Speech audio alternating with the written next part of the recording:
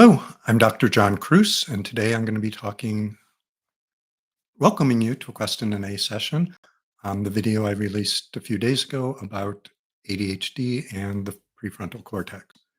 So I'll summarize that video in 2 or 3 minutes, and then I'll be open for questions on that video or any ADHD topic or mental health topics in general. I'll try to stay clear of any election speculation in the week leading up to the US presidential elections, but there it is. So, the prefrontal cortex is both evolutionarily the most modern, newest part of the brain. So, it's right up here. But it's also this part of the brain that has grown proportionately greatest in distinction from our primate ancestors. So, all parts of our brain cortex tripled in size relatively. The prefrontal cortex, the area, again, in front of the cortex, grows sixfold. And why we're talking about with ADHD is that the location, the physical location where the circuitry for most of our executive functions occurs seems to be primarily in the prefrontal cortex. That doesn't mean there aren't other areas of the brain that are important to ADHD. There's research on the cerebellum, there's certainly the deep brain thalamic structures that have a role, but most of the action, most of the circuitry central to ADHD seems to be this prefrontal cortex. Um, so those executive functions include things like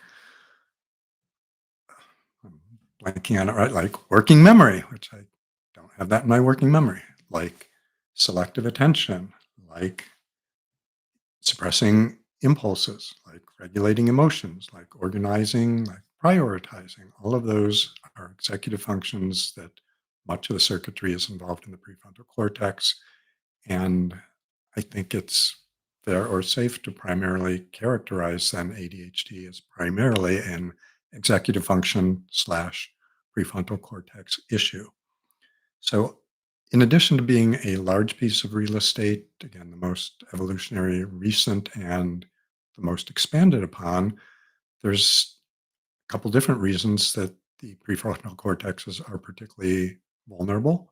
Um, so one set of vulnerabilities, maybe the one we know least about, is the genetics, and why.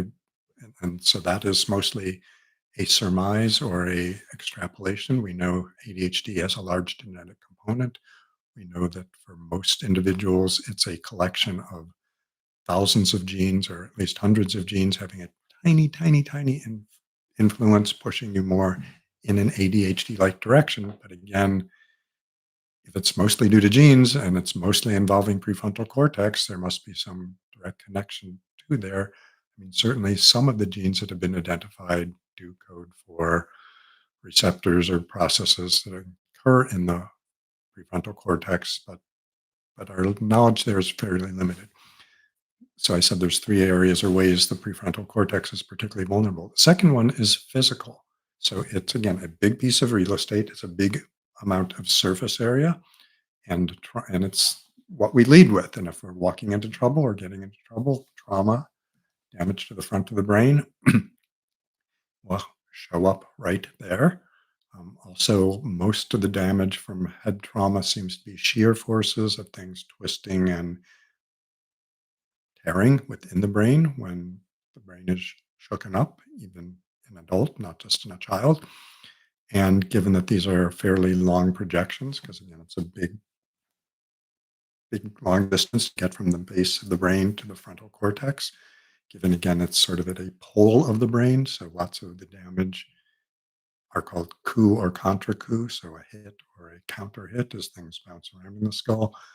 And I actually, maybe I'm the first neuroscientist or psychologist who talked about the prefrontal cortex for more than 25 minutes and didn't mention Phineas Gage. So he was a railroad worker who was tamping down with the big iron rod explosives, which blew up and blew a rod through his prefrontal cortex and dramatically changed his personality and kickstarted research into the localization of many of the traits that are affected by the prefrontal cortex.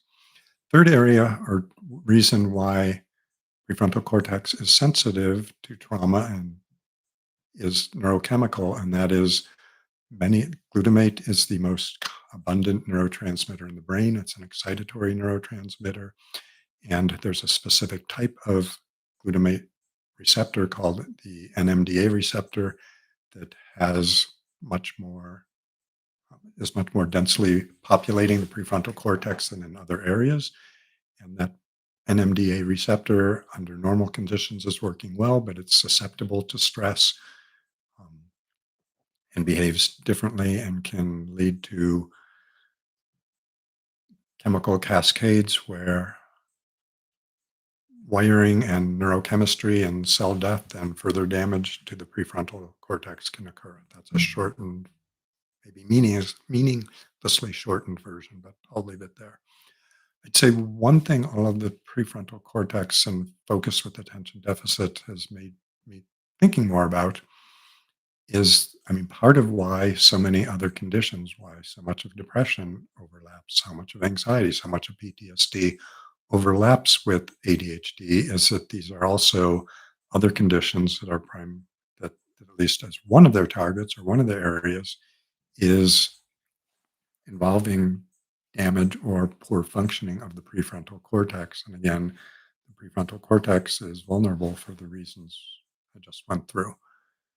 But in our current classification system, much of it is built on sort of ruling out.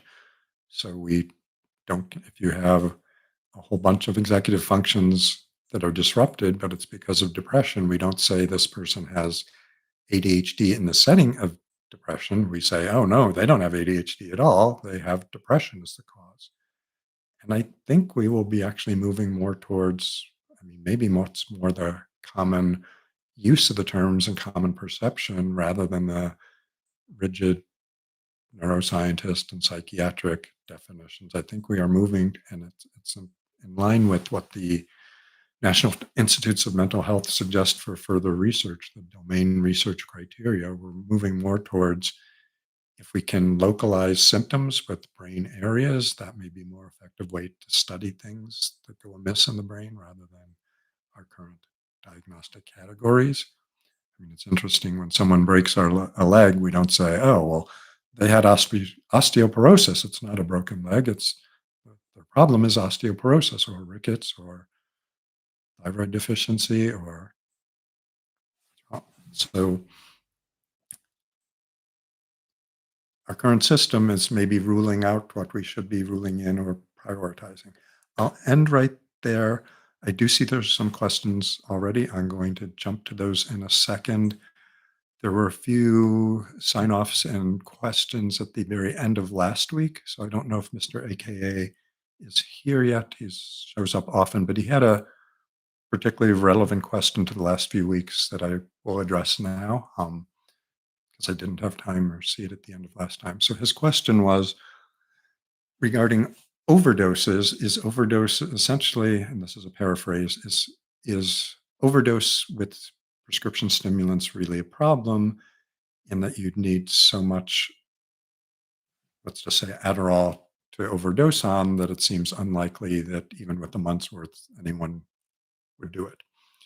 So the what's called the LD50 is the amount of any substance you would take, which is likely to kill half the people who take that dose.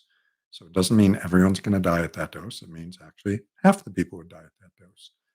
And the way, I mean, you can do animal studies where you intentionally kill animals. You can also do collections of clinical emergency report and other emergency room reports. Look at how much drug did person X take? Did they survive or did they die from their overdose? So an approximate figure is the LD50 for amphetamines or Adderall is around 1,500 milligrams.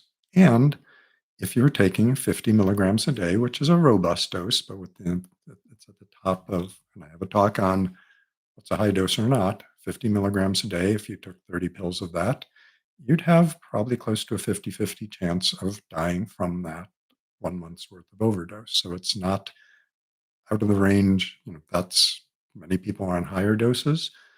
Some people are getting from mail order pharmacies 3 months at a time rather than 1 month at a time. Um, Furthermore, those numbers, the LD50 is based essentially on ingestion. And if you are shooting it up, grinding it up, or smoking it, delivering it in some way where you're getting a faster delivery and more flooding of the dopamine receptors in the brain, then you're not only going to get euphoric or beneficial effects more quickly, you're going to be more close to the threshold for death. So, yes, just statistically, the vast proportion of stimulant overdoses we're seeing in the US right now are primarily street stimulants, primarily methamphetamine and cocaine. And it's shifted markedly towards methamphetamine when 20 years ago, more than 80% of those deaths were from cocaine.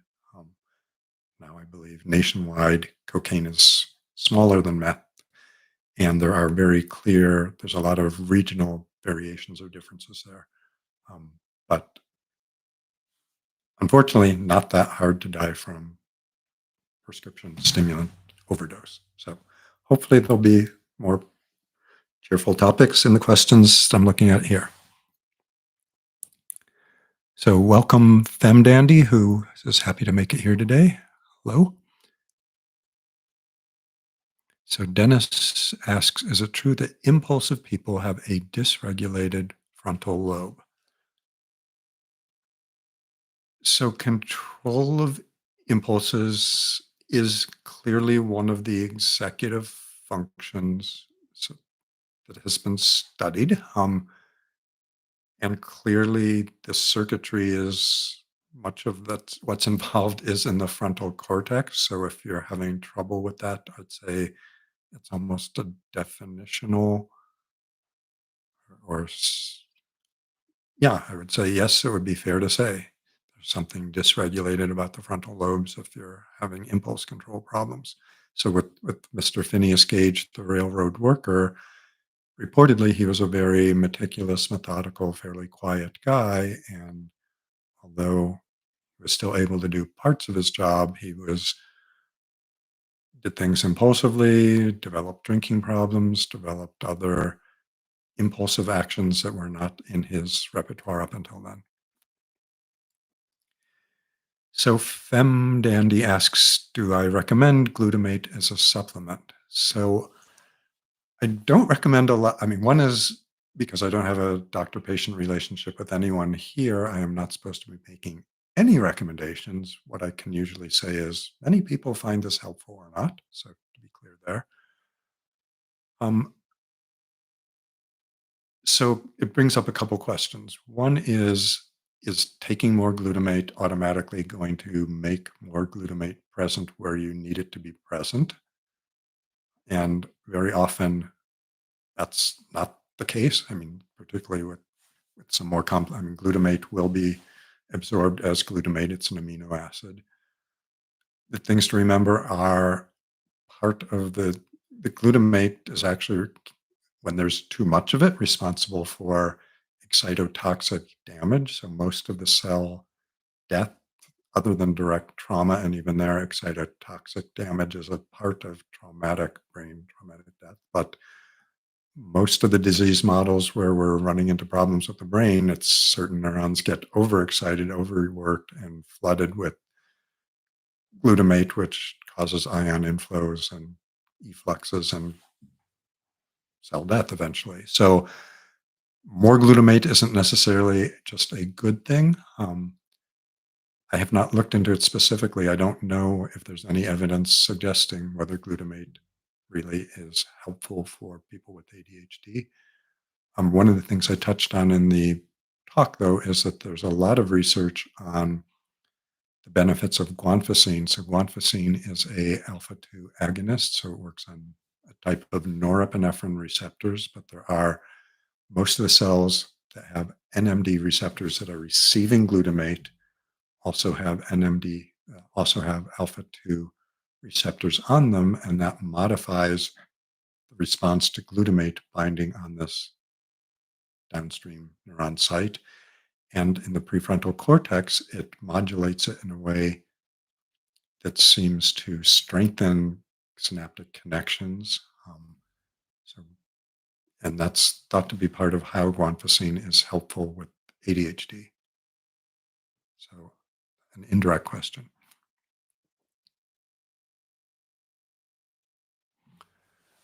So, FemDandy says people who barely know me telling me I don't have ADHD or BPD is a huge pet peeve of mine. So, I try to turn it into the positives. I mean, one, yes, it's rude. Yes, it's intrusive. Yes, it's often ignorant. Um, the positive is that maybe they are noticing things and offering it because they are concerned or are trying to offer it as help or insight or caring. The downside of I mean, I think overall it's a good thing that we are talking much more about mental health in our society, that we are more aware that it affects people of all genders, people of all races, people of all ages, that we're not siloing it away as these poor people who are stuck in mental institutions because they're so depressed or schizophrenic.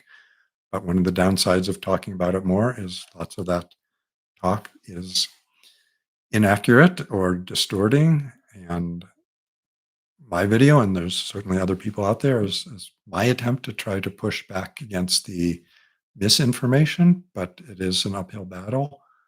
Um, my approach might be to say something like, I appreciate your concern and drop it right there at that.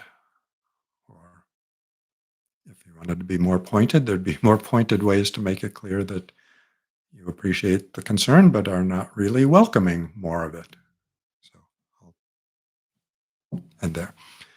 Hello, Maximus. He says, since, or she, they, since Auvelity combines dextromethorphan with bupropion, would it be relatively safe to take dextromethorphan separately with extended release Ritalin? Would it be working somewhat similarly? So again, so Auvelity is the orally taken antidepressant, and I have a talk on this on this channel. It was released, I think it's almost 3 years ago now. It works very quickly within 3 days. Many studies suggest 1 or 2 days. That seems to be the action of dextromethorphan. The methorphan, the bupropion is there purely, they claim, as a 2D6 reuptake, 2D6 inhibitor, not reuptake inhibitor. So it blocks a certain enzyme that destroys dextromethorphan, allowing the dextromethorphan to last longer. So if you took the dextromethorphan without a potent 2D6 inhibitor, you'd get short bursts of dextromethorphan that gets chewed up pretty quickly. Nobody's actually studied in a rigorous study that I'm aware of. I mean, maybe that itself has an antidepressant effect, maybe has an antidepressant effect that goes away quickly, or maybe just pushing someone into that right space for enough hours once a day is enough. We don't know that. So with taking it with extended release Ritalin, which is not a potent 2D6 inhibitor, won't particularly extend the life of the dextromethorphan. Is it safe? I would approach it cautiously. So Ritalin is primarily working on dopamine and norepinephrine reuptake in systems. There is some weak action of dextromethorphan on serotonin and dopamine and or norepinephrine and dopamine reuptake. So there could be some added effects. So there isn't any screaming, this is absolutely horrible, dangerous, don't go there, but it's approach it cautiously if you were to do it. So FemDandy says during the murderer Wade Wilson's trial, they did a brain scan of him and demonstrated he had an underdeveloped prefrontal lobe. Um, and the follow up is okay, join the club, buddy. I don't kill people. Yeah, so I'm not actually familiar with who Wade Wilson is. Um, right now, brain scans may give interesting correlations or associations, but certainly they can't diagnose looking at a brain scan, this person's going to be a murderer, much less, yes, this person do they have ADHD even? Unfortunately, we don't have good diagnostic tests. I'll go into a tangent here. One of the trolling remarks that I like the most. So I was interviewed by a left wing political columnist or blogger, vlogger, influencer um, about when we can tell that Donald Trump is taking stimulant medications using objective scientific information. More than 1 million people have seen that video. It's on, so if you Google David Pakman, John Kruse, and YouTube, it'll come up. Um, Lots of people liked it, but lots of people, particularly Trump defenders, didn't like it. And he said I was stupid, an idiot, biased, ashamed of the profession. But I really liked the one person who said, I looked like a murderer. And my response was, I am glad that she has such keen insight as to be able to identify murderers just by looking at them. I hope she starts working for the FBI and other law enforcement. So still, even with brain scans, much less a look at someone's face, we don't have good ways to figure out much of what's going on with brain processing. Or so that's so JCBPRZ says, how does too high of a therapeutic dose affect the prefrontal cortex? Does it have the ability to worsen ADHD? So too high a dose of stimulants or too high a dose of guanfacine or too high a dose of so that when glutamate levels are too high in certain neurotransmitter at the receiving end, they are opening too many ion channels. They are like the integrity or the life of cells depends on maintaining the right concentration of ions inside and outside, and having too much calcium going in or out, or potassium or sodium, all of those can lead to cell death when you jam too many receptors. So the glutamate receptors we're talking about here, both the AMPA one, which is not particularly relatively in high presence in the frontal cortex, but the NMDA, both of those are what are called ionophore channels. So what they are doing when the glutamate binds them is opening channels in the cell membrane that are letting ions flow in and out. And again, some of that you need, some of that you need in every cell, some of it you need for generating action potentials in nerve cells. But if you throw the gates open too far, too wide, essentially too much gets out. That's oversimplifying, but that's the best way I can say it right now. So Dandy shares their experience that glutamate is helping their chronic fatigue, and has never thought about it in the context specifically of their ADHD. They're also taking glycine and wondering if it has the same benefits of glyphosine. I don't know the research there. So Mr. AKA asks, in my clinical experience, how often does somnolence, sleepiness as a side effect or complaint abate in the case of alpha-2 agonists versus SSRIs?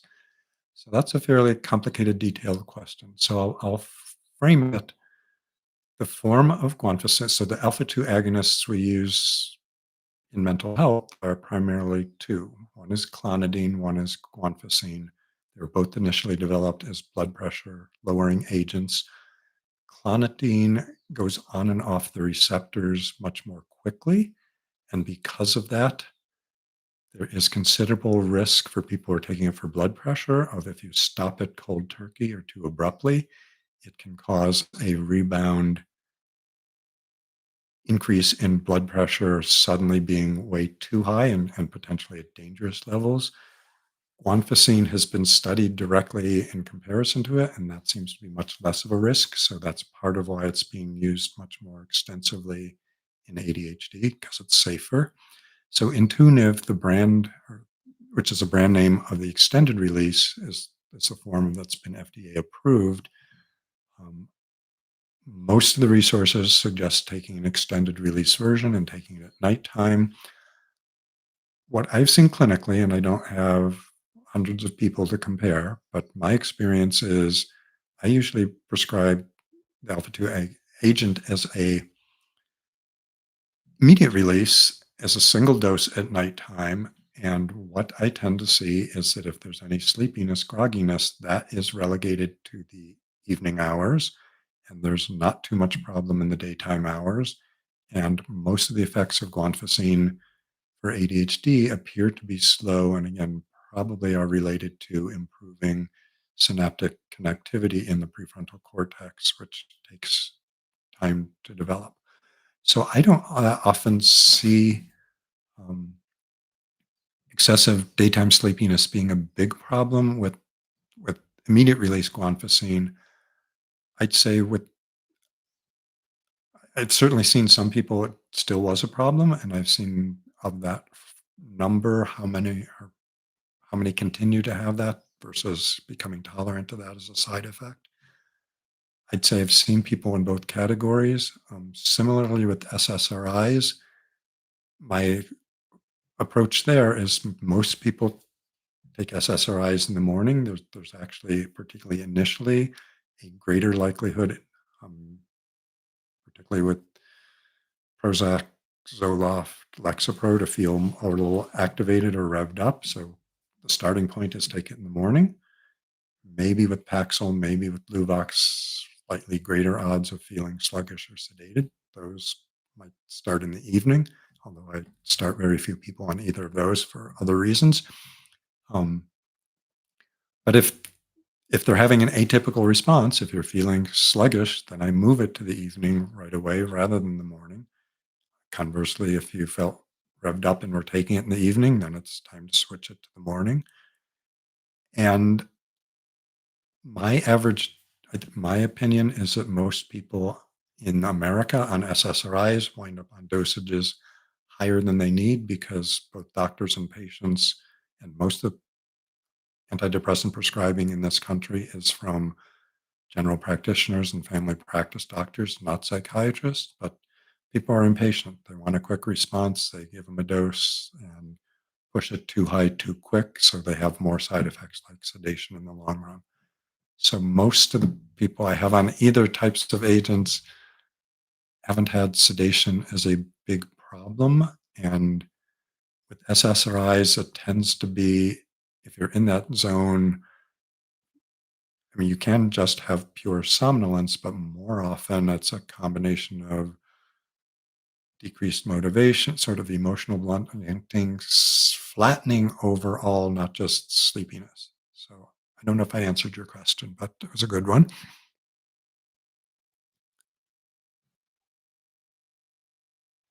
So thank you. Thank you. So dream diction says they have a verbal IQ of 138, but a task performance IQ of 87. And this difference of 51 is the biggest difference ever recorded at the Greater Portland Street Children's Hospital in London, England. So I'm not seeing a question there, but that's reflecting that what we call intelligent our tests can be fairly useful at breaking down different aspects of different brain functions, and being good at one thing isn't necessarily being good at others. And part of what's surprising, and Russell Barkley talks about this a lot, is that although we have very good, well-designed tests to measure executive functions, that in many studies of people with ADHD, even though we frame ADHD as a problem of executive functions, the ADHD population is many individuals are performing within the normal range on formal tests of executive function. Part of this is that the laboratory situation where people are being tested, you have support, you have structure, you're told exactly what to do. Distractions are minimized. You may be incentivized to perform well on a test. So formal testing may not actually give us a particularly useful picture of what's going on in real life. So Steve asks, is it true that the prefrontal cortex isn't fully developed until age 25 or later? I heard on an ADD podcast saying that in men with ADHD, that age is more like 30 to 35. So, so development, and this is grossly oversimplifying. So, two aspects. So, a lot of the brain growth and the addition of nerve cells is happening prenatally and in the first year or two. After that, much of development and growth or maturation, and this is an oversimplification, is insulation, throwing insulation on. So, myelinating the fibers, the long axons that are extending there so they conduct better and are more efficient. And myelination, particularly in the frontal cortex, is still occurring through adolescence and into early adulthood.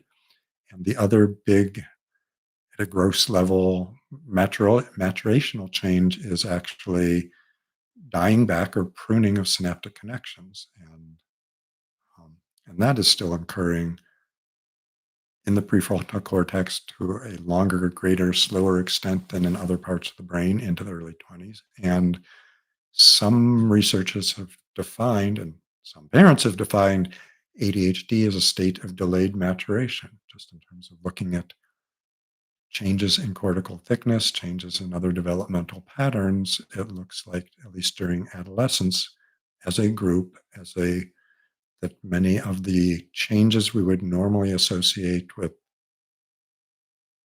maturation for that age, people with ADHD have brains that look 2 or 3 years behind. They are younger. So yes, as a overgeneralization, I think it's fair to say yes, prefrontal cortex isn't fully developed. And I mean, what the concept of I'm being nitpicky and pedantic, and that doesn't mean our brains stop growing or changing. I mean, anytime you are learning information, you are evoking changes in your brain. So hopefully, all of us, although evidence for certain politicians isn't high, hopefully, all of us are learning throughout our lives. So that means there actually is some continued development and growth throughout our lives. Um, there, I'll leave it at that. So Steve is commenting that they took guanfacine 10 years ago and felt no difference. It didn't work for me. Certainly, it doesn't work for everybody. It does tend to work slowly. So most of the more robust changes take 4 to 6 weeks to show up. Unlike someone who's used to taking a stimulant where you can feel it going in sometimes, often, you know it's there, its effects tend to be immediate. And that also tends to be the case in my experience with bupropion, with Strattera, with Cymbalta, when they are working for ADHD, they tend to work immediately because they tend to be working through boosting dopamine or norepinephrine at cellular receptors, and that happens immediately. Um, so, one is some people with ADHD don't feel their drugs working unless they feel revved up to some extent. And that can be with slow release forms of something like Vyvanse or Adderall as well. So it's certainly possible, and I'm not questioning whether it did or didn't work or not, but I usually recommend trying to find as many objective measures as we can, trying to find, did people around you notice any difference after a month or two, even if you didn't notice any difference? It's still your body, your life should be your decision as to whether you continue on a medication. And if you don't see any difference or can't be convinced that others are seeing any difference, then you shouldn't continue with it. Um, but I'd say that response to medications is somewhat nuanced. JJ asks, hey doctor, I feel like I'm constantly on autopilot and not present. What should I do? So that's again, I can't make specific recommendations, and I mean, particularly here, I'm not sure what's currently going on in your life. Um, to start off, before jumping to medications or anything like that, I would try unplugging, so getting off the internet, being in a natural place, trying to focus on an activity that at least historically you liked. I mean, so depression could contribute to being on autopilot and not feeling really present. ADHD could, um, cognitive dissociation syndrome, um, anxiety can make someone behave automatically. So there could be lots of different etiologies. Another kickstart would be vigorous exercise is so good at resetting so many different things. So after a bout or even during vigorous exercise, you still don't feel like you're present at all, then I would probably strongly suggest some metabolic workup and maybe even brain scans or EEGs to look at what's going on electrically and anatomically in your brain, but also to see if there's problems with inflammation, problems with vitamin deficiencies, problems with anemia. So I'll leave it at that.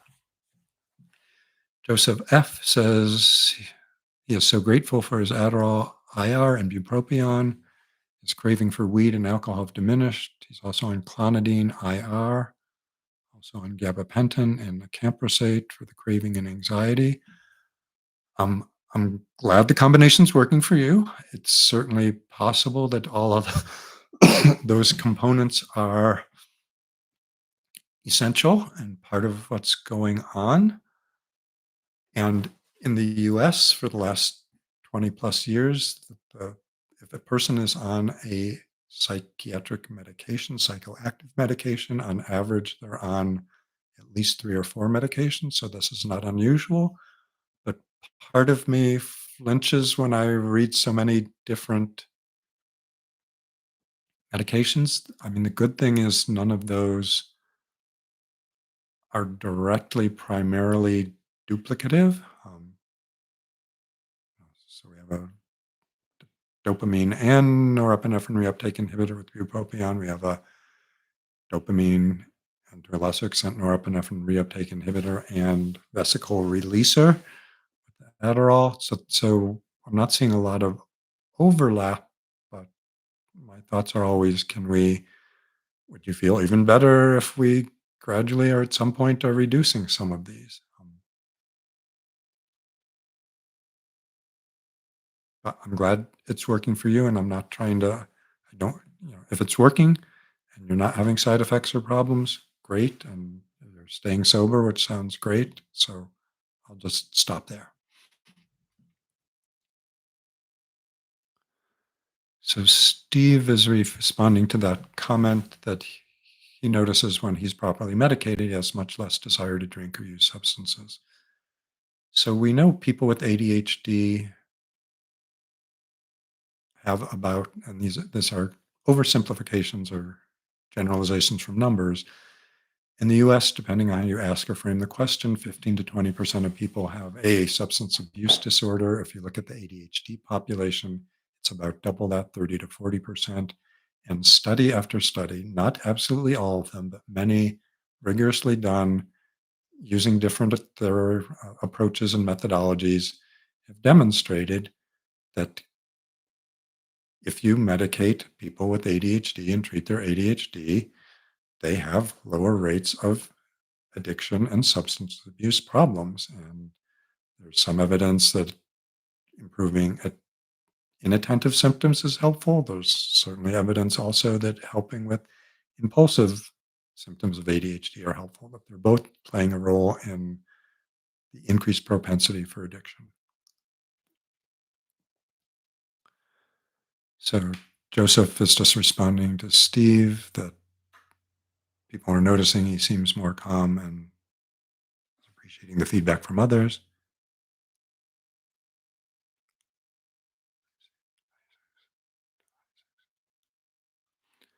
Um,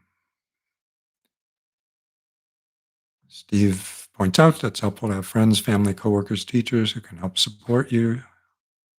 Sometimes I need someone else to help motivate me and get me off my butt. So we are highly social species. I mean, we do have a range, each of us, in terms of how comfortable we are with how much interpersonal communication. But in my favorite example, there are people who claim to be happy as hermits.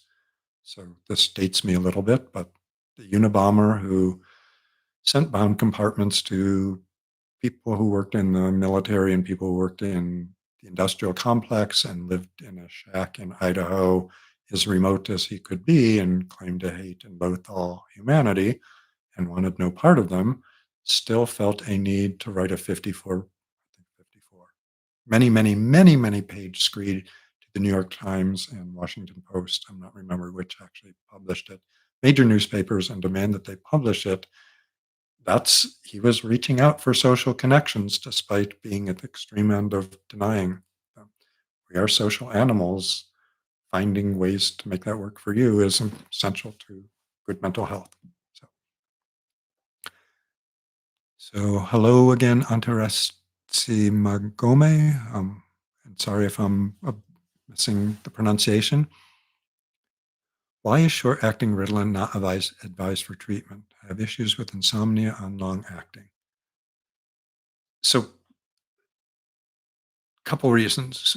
One is it's simpler. So, people with ADHD have a tendency to forget different dosing. If you're asking people to stick with a regimen of taking something 2 times a day or 3 times a day and remembering in the middle of the day, even now in the era different from 30 years ago when everyone has phones with reminders, it's still easier to remember once a day than multiple times a day. So convenience or ease, particularly with kids who need it during school, if the parent can dose the kid at home and that avoids needing to ever go to the nurse, one, going to the nurse is a hassle. Two, it's often a point of stigma. Hey, why are you going there? Why are you going every day? It, it violates kids' privacy as well as making them a point of spec. So other reasons than that have not as much evidence. So one of the big claims is the rate of substance abuse is going to be lower if you're at a steady state and the peaks are never as high. The data, the data of what factors contribute to substance abuse in the ADHD population, not protect you from it, but contribute to it, risk are limited and particularly increase the risk to stimulants. So it's plausible that the extended release has a lower addiction, lower likelihood to promote substance abuse and addiction. I'd say pretty clearly misuse and abuse are probably lower, but whether that really translates to lower rates of addiction, the data might be out there. I just have not seen compelling data. But again, part of it is that we don't have much compelling data there. So that's what I'd say there.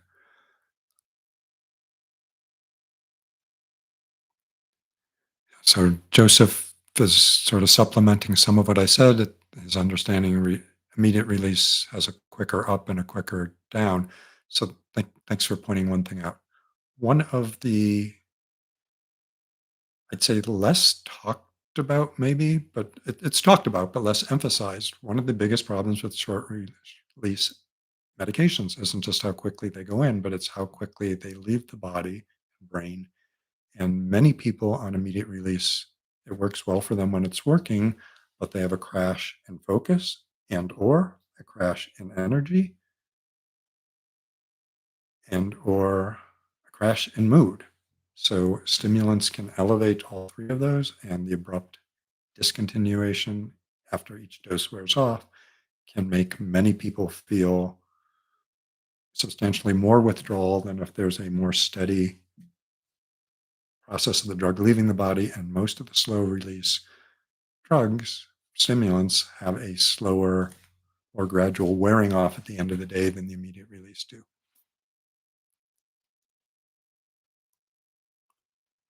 So JJ, being on autopilot, question, so follow up. He thought it was an ADHD thing, but now it might just be depression. All of the ADHD meds revved him up. them up too much and then going on a break from trying more. So again, guanfacine is not a stimulant. It doesn't tend to rev people up if you're already feeling. I mean, it can be sedating though. So um, I actually used a fair amount of duloxetine Cymbalta for ADHD or ADHD combined with depression. Joseph is suggesting bupropion or clonidine. Again, I would strongly push guanfacine over clonidine because, again, much less risk if you miss a dose. Um, bupropion, certainly some people it can rev them up too much as well, but it may be easier to get an effectively lower dose. So, Kenneth Nicholson, how common is guanfacine being prescribed at dosages beyond 4 milligrams? I've read that there's a certain dosage range depending on personal weight, but it seems heavier ranges require up to 7 milligrams according to the label. So when I looked for published studies, and particularly ADHD, there's very little that looks above 4. So that doesn't mean it can't work. It doesn't mean you might have more problems or the likelihood for more problems than benefits at that dose. So I just have not seen a lot of published research. My own experience with patients is, again, many don't see differences, but of those who do, the 1 to 4 milligram range has almost always been effective. And if you're not seeing anything at 4, you're not likely to see anything at more. I think I might have had a handful, probably less than 3 people, who, 4 was doing considerable help and 6 was even better. But it's been very limited.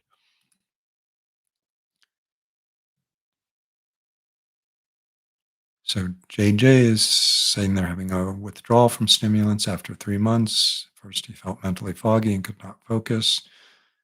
And now they are feeling really fatigued. Caffeine is helping somewhat. So the potential risk, or why many neuroscientists and psychiatrists don't like caffeine, is that it's one of the more effective ways to mess with sleep, and getting good sleep, particularly when you're withdrawing, is important. And the really important thing, when I say good sleep, most people think that just means I need to get 8 hours. And what we know is when you get those 8 hours is absolutely every bit as important as the duration. So quality of sleep requires sleeping at the right circadian time, right time your clock is ready. Um, so knowing that, yes, many people take several days. Usually, the commonest picture is that in a few more days, you should be feeling better, but there are certainly some people with withdrawal that persists substantially longer and needs much more intervention. So my recipe would be trying to get a good sleep at night, trying to be exposed to bright sunlight in the out of doors early in the morning, trying to get some rigorous activity at least once a day, and reduce exposure immersion in the computer realm and what your brain and nature.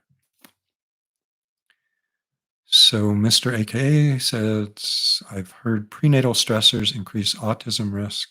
Um, so example, hurricanes and natural disasters are correlated with autism. Are pregnant women on SSRIs less at risk given the SSRIs reduce cortisol spikes? Um, it certainly sounds plausible. Again, I don't know how extensively studied. I'm not aware of studies to that. I mean, clearly, the best kind of study you would want, you're not going to do because you can't start giving women SSRI or not, no SSRI, making sure they're pregnant, and then exposing some to trauma and not. So most of the research is going to be retrospective, probably chart reviews looking at associations between exposure to natural disasters, outcome in kids and who was exposed to different medications. And it's a useful way to generate some data, but there are lots of limitations. I mean, for example, just because someone was prescribed the medication, you don't know that they were really taking it. Um, there's often, you're assuming that if their diagnosis appears in the chart, that's good and valid, and more so that if they don't have that written in the chart, then the kid or the mother didn't have a certain diagnosis. So there are limitations to the way we could study that right now. But again, I'm not aware of direct data on it. But it certainly, to my mind, sounds plausible. So KB had a question about combination therapies, Strattera and Adderall. They just started that. So what we know is combination therapy is common. Um, in general, and this is a gross oversimplification, that the stimulants, which one is that there is more problem having them filled for the last 3 years in America because of a host of supply chain, pharmaceutical, including generic company greed, government regulations, pharmacy ineptness, government regulations, all sorts of problems are contributing. And I have talks about that. So aside from just being able to get it regularly, there are risks like the risk of psychosis, like the risk of addiction, which are present with the stimulants that are not there with something like Strattera. So one common thought of it considered advantage is that for many people, being on a non-stimulant with a stimulant lets you get away with a smaller, safer dose of the stimulant. That seems highly reasonable to me. Again, almost no hard data on that. Um, so what I can say is it's a common practice. It makes sense to me. There could be advantages to it for some people, um, and I hope it goes well for you. So we're getting close to an hour. I'm not seeing any questions coming in, so I will stall for a moment or two if anyone else has additional questions. Otherwise, I will be back next week, Election Day in the US. Hopefully, it will. What I've been telling my patients is have a happy Halloween and a happier Election Day, and I'll see you next week and stay healthy and happy. And I hope, unlike some weeks, I'm not missing something that's come in. Bye for now. Thanks for the questions.